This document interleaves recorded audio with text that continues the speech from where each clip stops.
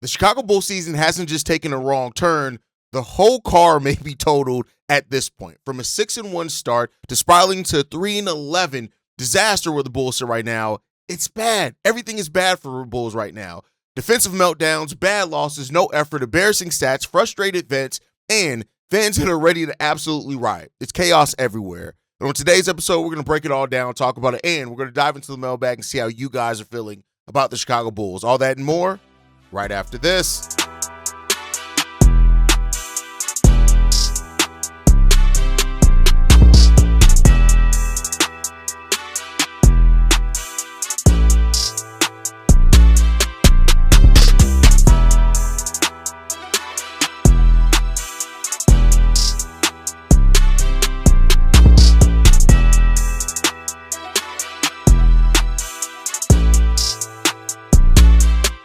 What's going on, Bulls fans? Welcome to another episode of Chicago Bulls Central, your number one spot for everything Chicago Bulls related. I'm the host there, Hayes, but more importantly, you guys can follow the channel at Bulls Central Pod on every social media platform we happen to be on. With that said, let's go ahead and get into this content for today, y'all. The Chicago Bulls season isn't just derailed. It may be over. It may literally be over before it started. I've made the comparison before that this season very much is starting to feel like the last year Scott Skiles, right?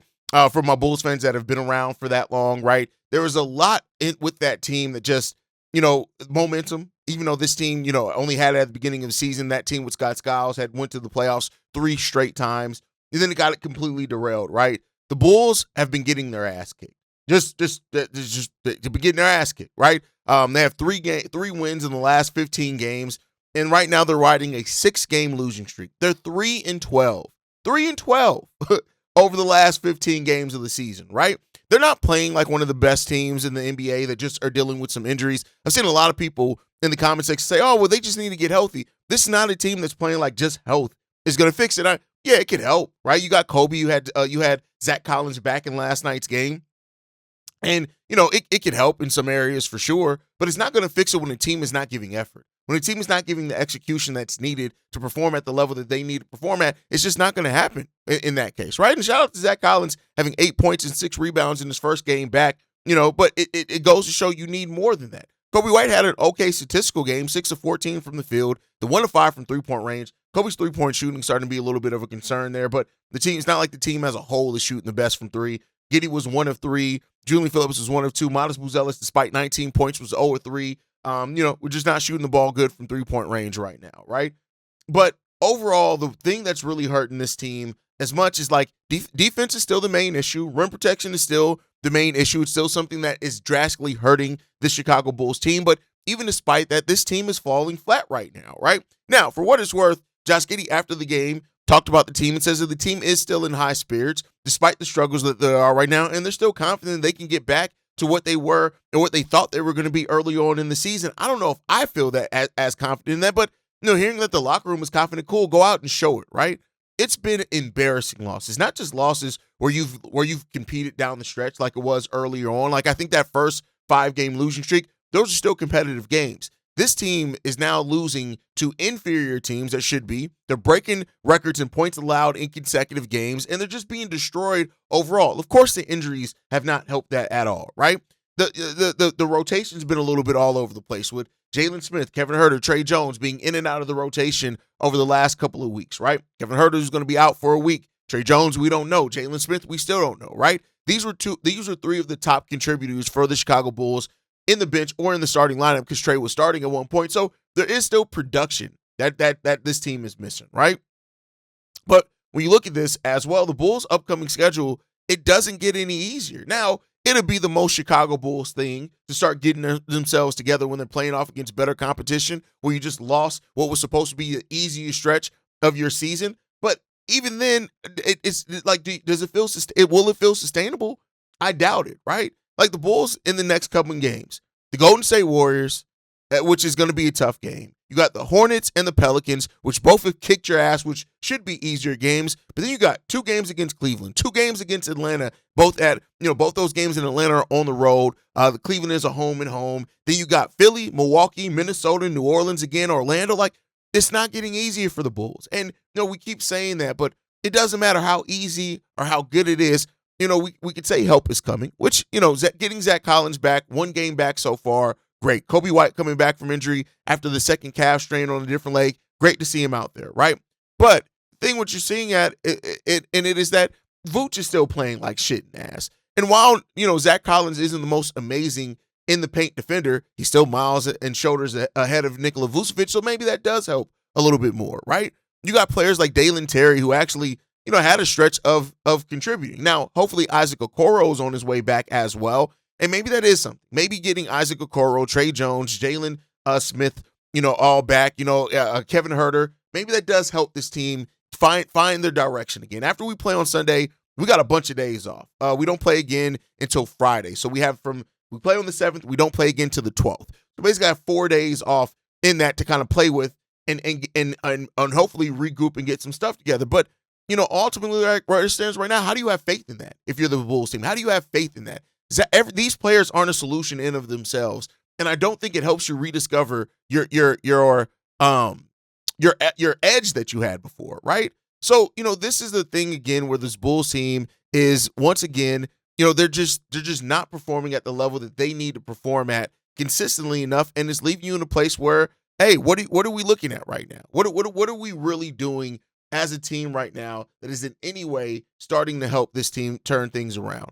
We have reverted back to a lot of the things that hurt this team early on in the season, and that's the concern there, right? Is that you faced some adversity, you dealt with some adversity, and what did you do? You cowered and withered away and went right back to the things that you were doing that you tried to get away from in this offseason, right? So, it's a tale of two things from this team. Things have gone from bad to worse when it comes down to it. And, yeah, we don't have the presence defensively. We all knew that, right? And we don't rebound the ball well enough. It's things that come down that hurt that, right? So when you're looking at, you're asking Patrick Williams and Modest Buzelis to guard Karl-Anthony Towns, Paolo Banchero, Kristaps Porzingis, Zion Williamson, Lauri Markkanen, Evan Mobley. That's who you're asking to guard. This is why the Chicago Bulls and lack of big man depth, defensive big man depth, is something that really stands out for this team. And it's the thing of that you just can't ignore. You talk about Kobe White being invigorated back into this team, and there are some people that are blaming this, and it's stupid. Like the people who are saying, "Oh, well, this all went off the rails when Kobe White were back." You already had that determination. You're not actually looking at what's actually happened. First of all, Kobe's only played 6 games. We've been struggling for well over 15. So it's not that. And it's such a lazy thing to blame it just on that. Now, I'm not saying that Kobe White hasn't added to that. He absolutely has. Every player on the court has added to the Bulls' struggle. Make no mistake about it. The Bulls are now 2-4 in games that Kobe White plays in so far this season. So you can't take that away from it either. I'm not saying that Kobe has come in and he's been abstained from the problems that are going on with this team. No. But what we're seeing from this team is they are reverting back to what they were before. How do the Bulls fix this problem? Well, I say this, the assist numbers are down for the Chicago Bulls, which is you look at lack of transition basketball by this team, which also then lacks in defensive stops, defensive rebounds, all those type of things are there. You're getting a player back who's, the Bulls don't play a lot of isolation ball. They actually don't play a lot of isolation ball at all. And that's a good thing, right? But this team is continually to still struggle in the place where they are. And so the numbers are down everywhere. Lack of transition is down. Again, no defensive stops, no defensive rebounds. It's hard to get naturally out in transition, right? You have one ball-dominant player, but quality passing is something that has dropped over the last 2.5 weeks for the Chicago Bulls. And then you look at how teams are guarding Vooch. Teams are completely exposing Nikola Vucevic and his inability to protect the paint at all. So while the perimeter defense is taking a dip, right, which we were one of the best teams at the start of the season at guarding the three-point line, that is taking a dip. And then on top of that, our in-the-paint defense has never been there. It's been non-existent since the start of the season. At the end of the day, we're still consistently seeing this team. It's just so many things that are going on with this one. And, I made the comparison to Scott Skiles at the top. This is feeling more and more like a season where the Bulls Billy Donovan has lost the locker room. They may still like Billy. They may still respect Billy as a person, but you can clearly see the way that this team has moved away from the things that have gone right, the pace, the defensive rebounding, the settling for bad threes, the not attacking the paint. I talked about that on yesterday's episode, have completely eliminated attacking the paint and being efficient at the paint, right? elite teams are usually around 71, 72% at near the rim, right? The Bulls are set at 61%. Teams that are worse or terrible usually sit somewhere between 57 and 59%. So the Bulls aren't necessarily that much above those teams. And now when you look at the Bulls' record, our record is right there with some of the worst teams in the league. The worst teams in the league. And that is the problem with this team that keeps rearing its head. The Bulls now have falling out of the play-in. We only have 2 more wins than the Charlotte Hornets, 4 more wins than the Brooklyn Nets and Indiana Pacers, and 6 more wins than the Washington Wizards. That ain't going to cut it. That's just not going to cut it. So when you look at this thing, and like as people talking about the Sacramento Kings are struggling, the Bulls only have 4 more wins than those teams, than that team. This is a team that has lost the plot. Lost the identity, lost the effort, lost the edge, whatever you want to call it. They ain't got it. It's not there. It's non-existent. It's not there in the Chicago Bulls locker room. So now what do you have to do to get that? Maybe you are looking at players coming back from injury. Okay, cool. That you get those players back. What if it doesn't happen then? That's the question that AK ultimately has to answer. And for a season that came in with some feel-good vibes, a tough decision needs to be made. Is the voice in the locker room no longer resonating with these players? And if it is no longer resonating, regardless of the reasons or why, you either have to change one or two things. The voice has to change or the players have to change. And while we do sit in a place where we have a lot of players that are going to be pending free agents at the end of this year, I just don't see them doing a roster overhaul where like we have like 3 players remaining after it. I could be wrong. Maybe they do change that. I don't know if that's the right decision, but maybe they do that. But as things stand right now, this team is in need of a change. And I don't know if AK and Eversley are really ready to make that change. I just don't know if they are. And if they aren't, this whole thing is just going to continue to cycle. And it would be nice if we had an ownership group that actually gave a damn, that's looking at this and saying, hey, listen, if you don't make a change, we going to make a change. And if we make a change, all you motherfuckers are going to be gone. Billy, the front office, everybody. But unfortunately, we have a front office that, as long as the check clears, your job's probably going to be safe for quite a while. And we'll see. We're already, 6 years into Acme? How have those 6 years felt for y'all? All right, let's get into these voicemails, man. This first voicemail that we got for today, this one's from my auntie. This one's from Goon. Nephew, this your favorite auntie. You know what it is, man. Hey, nephew, hey, I understand what you were saying when Woosh called the Bulls out, when Billy had something to say about the Bulls. I understand everything he was talking about. But how the fuck you gonna call a fucking team out, and in that 6 game, you play like motherfucking trash? You play like who did what and why the fuck they did it. You can't call the fucking team out, and you on the court doing nothing. How the fuck you gonna try to send Pete Will somewhere and do some shit while your bitch ass standing there? Vooch has 5 fucking points. He don't want to move his feet. Vooch gotta go. Billy gotta go. Pete Will gotta go. Nephew, I am so fucking sorry. He's throwing the fucking game down. When they put Zach Collins in the motherfucking game, we look like we're trying to motherfucking throw some motherfucking way. You put Vooch back in the game, the Vooch don't stand up to the Bulls standard, and he's the main one talking shit. Billy lost this locker room. You sat right there and let Vooch come at these motherfucking kids in the fucking locker room, and they give you a fuck you sign. They don't want to play. They Vooch on the court. They like, hell no. We ain't doing this with dude. We ain't playing with dude. Hell no. The Bulls have a fuck you attitude when it comes down to Vooch and Billy. Billy lost this motherfucking thing because you let Vooch come out and talk to these kids like they crazy. Listen, man, you could not fucking do that. I don't know. Let me know what's your thoughts, nephew. I'm motherfucking irritated. I was so fucking irritated with this game last night, nephew. I ain't even drink my motherfucking dumb. Do you hear me? Listen, I don't know, nephew. I don't know. Well, I know I'm waiting on this Bears and motherfucking Green Bay game. At least the Bears giving us some type of motherfucking life. Even the Chicago Hawks doing some fucking. The Chicago Blackhawks doing some shit. I don't know. Boots got to go. He in the way game. He don't want to be here, and we definitely don't want your ass here. Show this bitch the exit.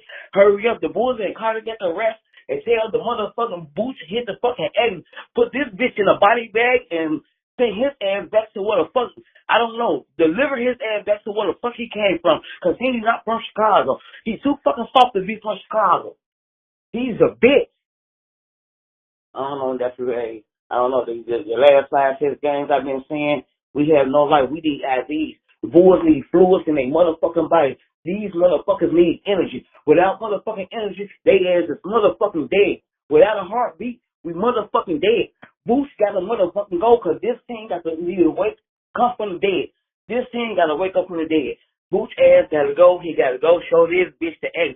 Patrick Will, P. Will, and Billy bitch ass can follow, and they can fire his son in the G League too, because the G League doing the same shit this Bulls team doing in the NBA. Fuck them all. Show they ass the fucking X.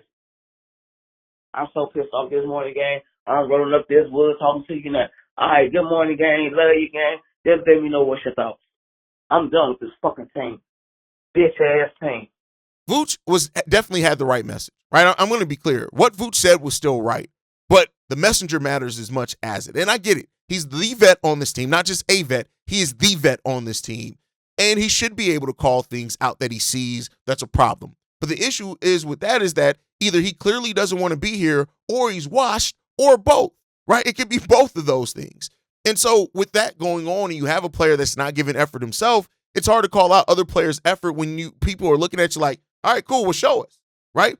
And that is why if you don't have that leader in the locker room, your coach needs to be your leader. And I don't know if Billy Donovan really is that for this Bulls team, to be honest with you, right? And to your point, I do think Billy has lost his team. In my personal opinion, I think that he's lost his team, right? Now, we'll see. I don't see how it's anything else than Billy has lost the locker room, but maybe I'm wrong. And maybe things can start turning around. Maybe it is the injuries, but as things stand right now, yeah, you're right. Vooch and Billy are huge. They aren't the only ones, but they are huge problems on this team, absolutely. And we'll see if it maybe works itself out. Let's get into this next one. I believe he said his name was Chardon. What's up, Hayes?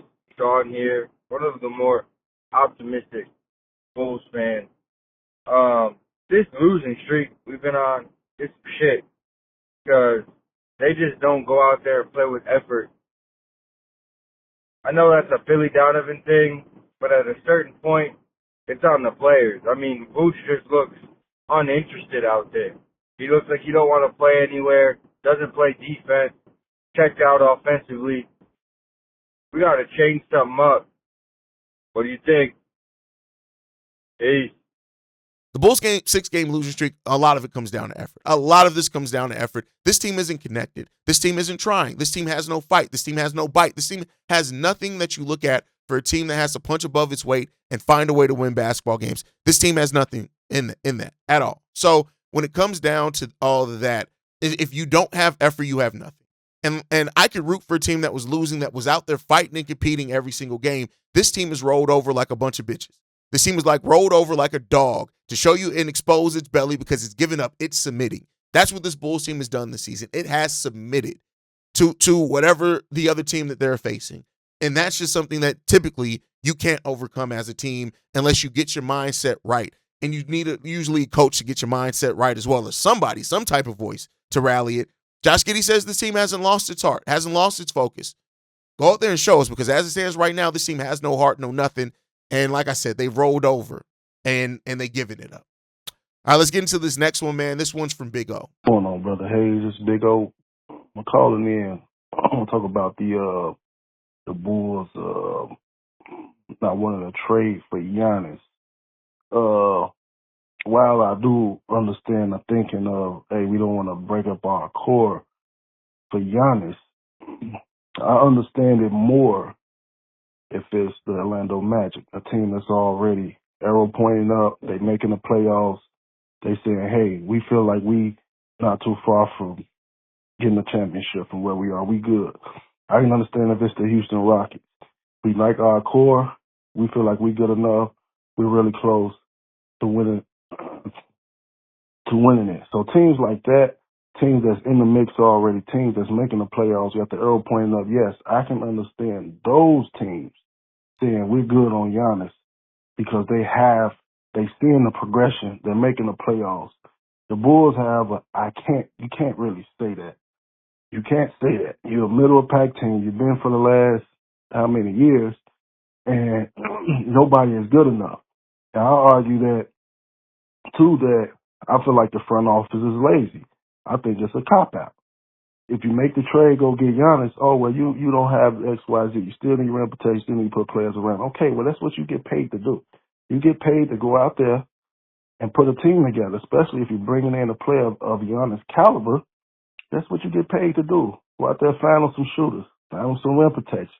I ain't saying it'd be easy, but I'm saying that's what you get paid to do. You know what I mean? And I can even I'll argue this from this standpoint as well. For Jerry Ransdorf, that still put money, you know what I mean? That's still filling in, putting butts in the seat. So you still, you're creating more revenue. You're selling jerseys. So from the money ass perspective, if you're trying to cash a check, granted he's still doing it anyway, but yeah, that's Kubo in the Bulls jersey, yes, that helps you collect more money. Another thing I would throw out there as well, AK like to draft project players. I think, in my opinion, it's easier to bring in project players that you think you want to take a few more years to develop. When you're putting them in, you're putting them next to a young as a Kupo. Seeing, what it's like to be in the locker room with a superstar such as Giannis. Seeing what it's like to work with. You know what I mean? Even getting a few minutes, you know what I mean? Like, hey, you got to work on your shot, you got to work on this and that, but you can play some defense, so we can put you out there with Giannis because he's so good. He's going to help us win games, despite your development. You know what I mean? It's there's so many things when you have a superstar that it helps your team just in a different way than not having one. You know what I mean? So if this is true, everybody deserves to be fired, in my opinion. You deserve to be fired. I personally disagree, right? I disagree with the fact that, hey, having a superstar does help, right? I don't disagree with that. Having a superstar does help, but you have to look at the situation specifically. Giannis has never been a big draw to free agents, even when he was in Milwaukee. Yeah, Chicago's a larger market, but Chicago, even being one of the largest market, has never really been a free agent destination either. Yes, you will win more games with Giannis on the team more than likely, but he's shown in the last few years, Giannis needs specific things for him to get out of the first round. And if the Bulls give up most of their roster to get Giannis here, they're not going to have that. And because they've never been a free agent draw, you've given up draft capital, you've given up players, you now have a large contract of $60 million on your contracts with limited your flexibility as a team that also does not pay over the luxury tax. All those things are there. Like, it's not as simple as adding Giannis and boom, the Bulls, what that would do is it would change the expectations because you have a star, but you have to have the structure here, right? Let's not act like we haven't seen stars be on teams and struggle. Hell, we saw it with the Knicks, with KD, Kyrie, and all those guys, right? We saw it with Giannis. Hell, that's the reason why he wants to leave Milwaukee. We've seen it with this player. Adding Giannis doesn't just fix all your woes. And I don't know if I have the trust in the front office that after getting Giannis, they would all of a sudden be able to make the subsequent steps needed that they have needed anyway. You still need a rim protector. We've needed that before Giannis. We still need three-point shooting. We still need 3-and-D players. These are all things that we've needed. We haven't gone out there and getting. So, listen, I do think that Giannis would if you were able, for example, to keep Giannis, Giddey, and Io, I do think Giannis is good enough to probably get you to playoff contention. But you're not getting out the first round. All you've done is made it prettier, but you're still sitting in the middle of the pack. And that's the thing of why I do understand not wanting to give up tons of your depth just to get Giannis. But then again, I also understand the point that you're making. Like, if you have a chance to get somebody like that, try to go out there and get him your best shot. If it was a different front office that I would trust to be more aggressive, I'd probably be more where you are. But because I don't trust this front office to be aggressive, kind of keeps me exactly where I'm at with this team, personally.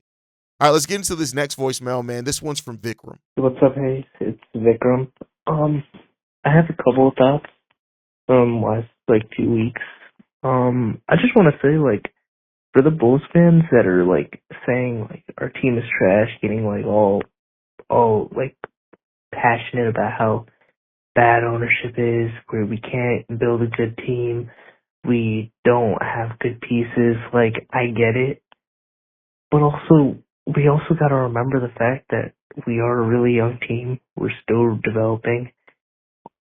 Our defensive players aren't playing. Isaac Okoro hasn't played. Jalen Smith has been injured. Io has been in and out of the lineup. Same with Trey Jones. And I get it that shouldn't cost this much of a difference because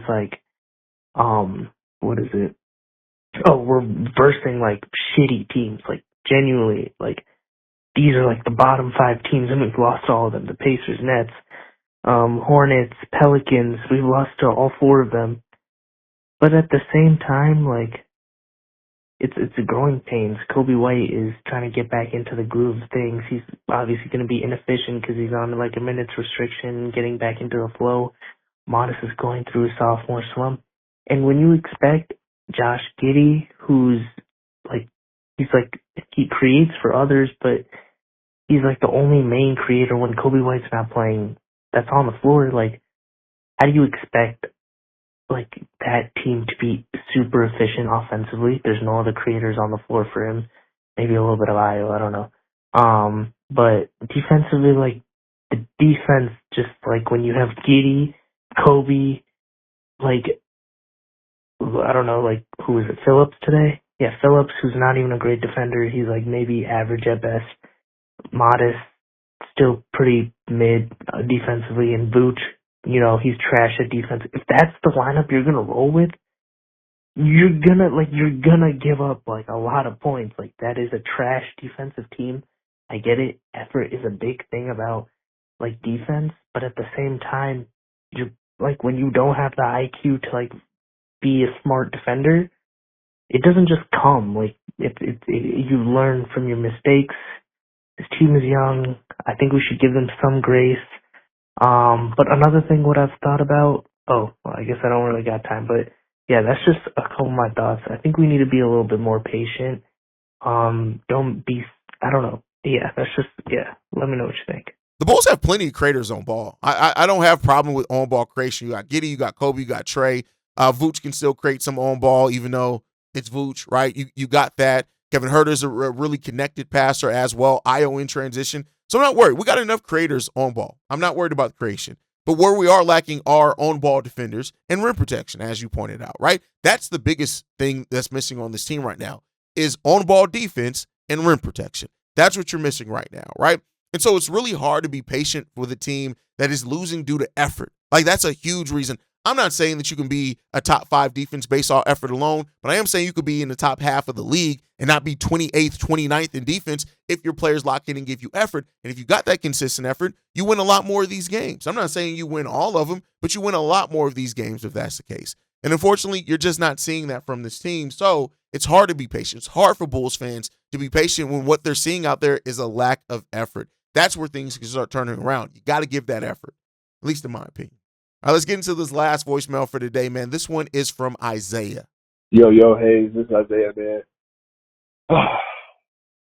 I don't even really got a whole lot to say. Kind of ranting, but I mean, bro, I've been saying this, bro. Like Bruce, bro, I just feel like he might be a cancer to the young guys, and I saw this early in the season. Like it's like he almost don't even want to celebrate with the team sometimes. I've always seen this from him. Like sometimes he's just like a poker face type guy. I mean, maybe that's what he is. But tonight, watching this game, bro, you got Dalen Terry running around like a madman. Yeah, he made some really goofy mistakes and took some goofy shots, but his energy was contagious, man. It was getting everybody else. You saw Kobe once he started ramping up and decided that, hey, I'm gonna get to the cup. I'm gonna actually try to score the ball.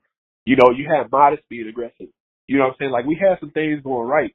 And then every time Vooch gets on the court, like Billy put Vooch back on the court, guess what? All of our momentum just died. And I'm not saying it's all on Vooch. I'm not saying that. But, bro, the last 10 games, Vooch has just been such a crybaby, bro. Even watching him walk down the court, throwing his hands up at the ref, I was like, bro, like, you gotta play, bro. Play through it.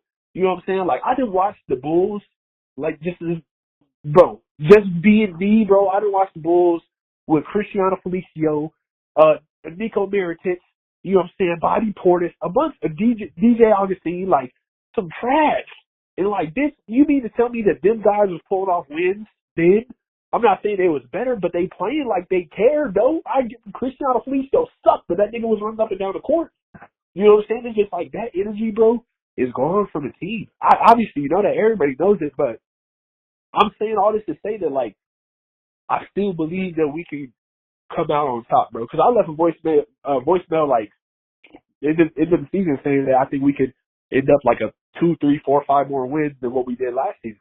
You know what I'm saying? But we got to pull through and actually make something happen, bro. And I think it starts at the center position, bro. And then Billy playing a bigger lineup, man. Like, obviously we got injuries right now, so I'm not saying like that's solely on Billy. But if we put a bigger lineup there, bro, I feel like it'll stop a lot of the bleeding when it comes to like the second chance points. Like, cause I listened to Stacey King on Give Me the Hot Sauce, and he was talking about the teams found out what to do. They crashed the board. They sent 3 people at the board. Now you got Modest having to box out. You got whoever else is at the 4 and the 5 having to box out. So you don't got guys leaking out. If you do, it's 2-on-2 now. You know what I'm saying? So it's like, it made me think like, man, that's really what's happening to us every game. So we're not playing fast. We might be running, but nothing's happening. You know what I'm saying? Then we throwing turnovers. You know what I'm saying? So now the offense is moving slow. Now the defense. Now we did the lackluster defense. You know what I'm saying? So it's so much, bro. Obviously. Vooch is frustrated, and I'm not going to hold that against him. This whole team should be frustrated. I'm not going to judge Vooch because he's frustrated in the midst of a losing streak, right? But you have to learn to channel that energy into fight and not rolling over, and that's where this whole entire team has lacked at, right?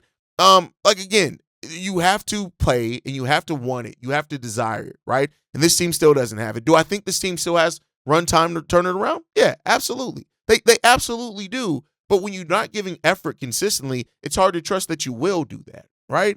And that's where this team stands at. Like, yes, Vooch is a problem. Billy Donovan's coaching and rotations have been a problem. Injuries have been a problem. And maybe some of those things start turning around for you, and then it starts turning your season slowly around. But as things stand right now, it's bad. And it's evident. And it sucks. And this team needs to get their shit together if they're going to want to get it, if they're going to want to turn that around. And we'll see. We'll see. But nothing's going to happen positively if you're not giving effort. If this team continues to be a low-effort, lethargic team, this shit is going to stay the same the entirety of the year. And let's hope that can change sooner rather than later, brother. But with that said, that's going to wrap it up for today's show, man. One of the toughest episodes that we've had to do in a while because this team just sucks, man. I was out yesterday because it was my birthday, so I did not do the post-game show, but there you guys have it on that one. But hopefully at some point we have to separate hope from reality. Chicago has decisions to make, effort they have to rediscover, and they have to have pride to reclaim. But if you guys rock with the show, make sure you guys are following us. Hit that like button as well. Subscribe to the channel as well. And always drop a comment. I love hearing how you guys feel on that. You can follow us at Bulls Central Pod. You send us any feedback, questions, comments, concerns.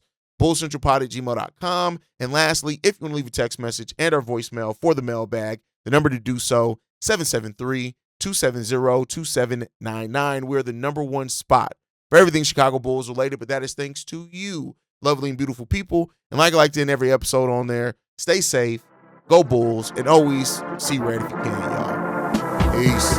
This has been a presentation of the Break Media.